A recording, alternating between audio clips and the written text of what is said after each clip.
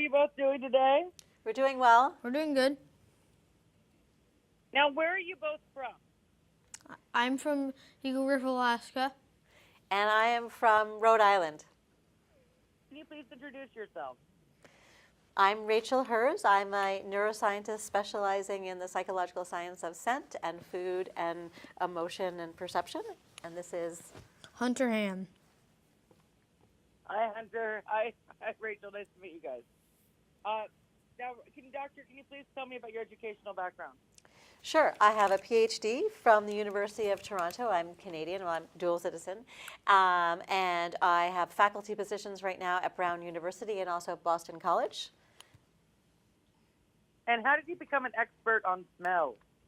Well, for my dissertation research, I combined the fields that I had been working on in before, which were biology and psychology, by studying how smell is connected to emotional memory. And then from there, I have been working on the science of scent and connected fields in perception and emotion ever since, so almost for 30 years now. Now, please tell me a bit about your book. So my first book is called The Scent of Desire, and it's all about the sense of smell. My second book is called That's Disgusting, and I actually got the idea for the book from the first time I ever did this Rotten Sneakers contest. And most recently, I have a book called Why You Eat What You Eat, and it's about the science behind our relationship with food, and it's all about all the factors that go into our experiences of food and eating, and even the consequences of what happens to us and how we feel after we eat. Now, why are we sensitive to certain smells? Well, everyone has a unique nose, so unless you have an identical twin, what you're specifically sensitive to is ever so slightly different from everybody else. And we are, in fact, all humans are sensitive to a huge number of odors, probably an infinite number of odors, or all the smellable molecules that are out there. And our sense of smell is actually also very, very good. So it was believed for a long time that we really couldn't smell all that well, nor could we smell very much. But the tables have turned, and now we know that we can smell extremely well, and we can smell just about everything out there. Now, do our feet stink more than other parts of our bodies? Well, that's an interesting question, and it also has to do with what you think stink is. But feet smell actually is a little different than smell from, let's say, our armpits, where that actually changes when we go through puberty, and male armpit smell is different from female armpit smell, and after adolescence, smell is different for both men and women than it does when we're kids. When we're kids, the smell from our armpits pretty much smells the same. But our feet smell pretty much the same regardless of whether a man or a woman, or a boy or a girl, or how old we are. And the primary chemical that makes up the sort of rotten smell of feet is called isovaleric acid, and it's also the same smell that's in Parmesan cheese. So if you think something is Parmesan cheese, you might think it smells very good, but that same exact chemical, if you thought it was Hunter's rotten sneaker, you'd think was pretty gross. Now, is there a time you should see a doctor regarding smelly feet? Well, if you feel like you have feet that also, in addition to smelling, maybe they hurt, maybe they're cracked, maybe there's some sort of discharge, etc., then you should definitely see a doctor. Or if anyone's told you that they think that there's anything unusual about your feet, you should certainly see a doctor. But for regular smelly feet and just to keep regular foot conditions at bay, Odor-Eaters products are probably good enough.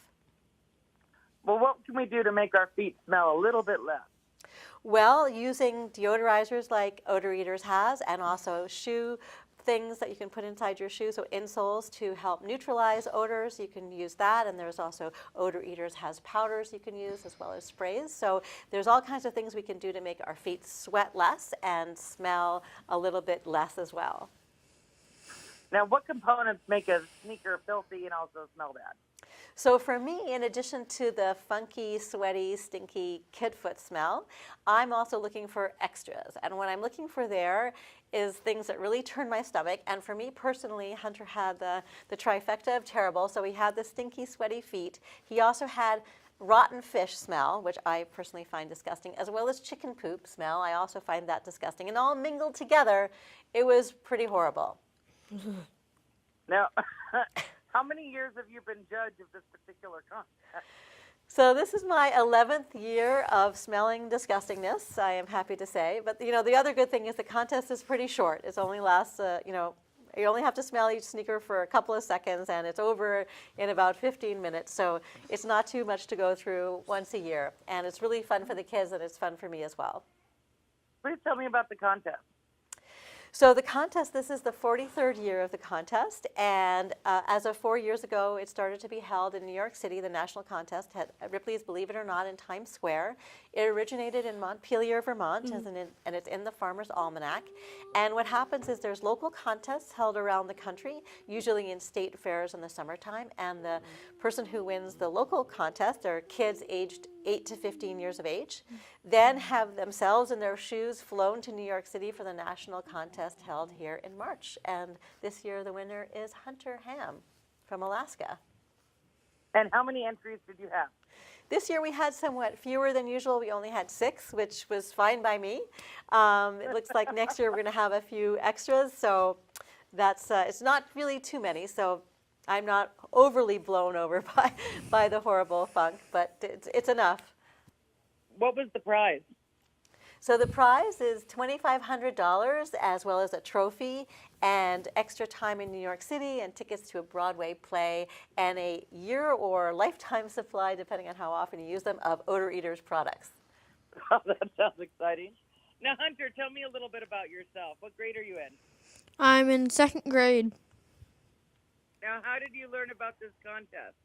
My cousin tried it, and then he won the national, so I wanted to try it. Now, how did you get your shoes so dirty and smelly? I played in them. I went in the chicken coop. I got salmon eggs on them, and I went bowling in them, and I rode my bike in them, and I went hiking in them, and I went in the mud in them with them. Sounds like a pretty way to do it. Well, what are you doing to keep your feet less stinky these days?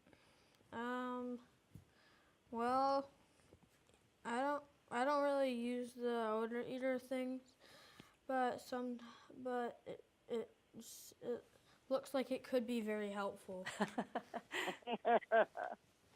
Now, doctor, what advice do you have for people to keep their feet clean and less smelly? Well, definitely using Odor-Eater products helps a great deal. And, first of all, the insoles can help neutralize smells, and the products like the sprays and the powders can help with basic skin conditions that you have on your feet, as well as keeping your feet drier, which can help prevent some of the sweaty foot smell and help keep your feet cleaner and so forth. So Odor-Eaters has some really great products for that. And basically keeping your feet clean. That's a good tip. Where can people learn more about you and your work? So they can go to my website, www.rachelherz.com, to find out more about me and the books I've written and the research that I do. And to learn more contest. And to Odor-Eaters.com to find out more about the contest and about Odor-Eaters products. Is there anything else you'd like to add? Hunter? No. Keep your feet smelling sweet. Good tip. All right, thank you guys both. I hope you guys have a good day. Thank you. Bye. Bye-bye. Bye.